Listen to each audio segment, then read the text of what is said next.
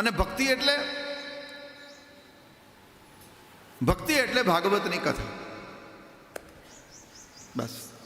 કારણ કે ભક્તિમાં જે 9 છે એમાં પ્રથમ કઈ છે? શ્રવણ. અને હમણાં શૃંગેરી કોઈ પૂછ્યું હતું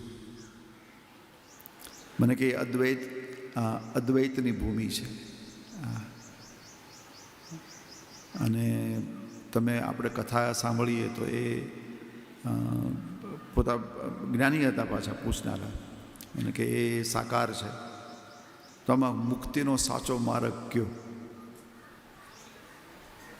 મુક્તિનો સાચો માર્ગ કયો?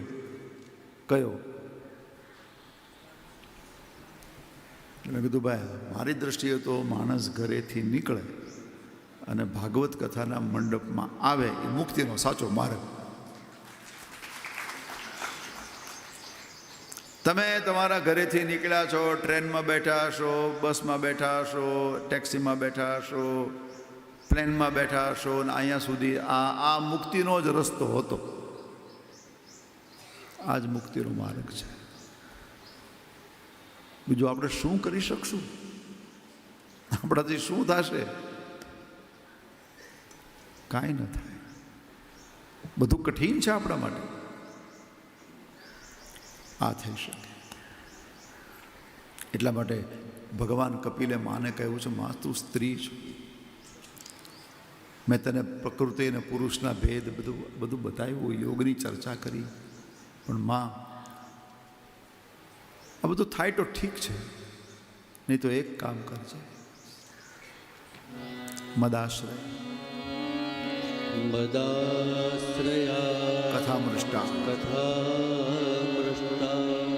શૃણવંતી કથયંતી ચ.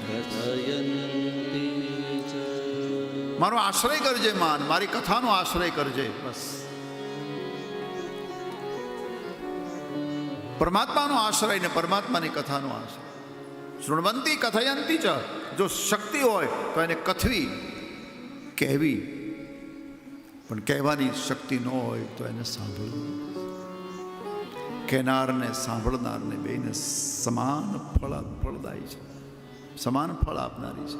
હું મહેનત કરું છું અને મને જે કાંઈ આ કથાનું ફળ મળે એટલું જ તમે ધ્યાનથી સાંભળો તો તમને મળે છે.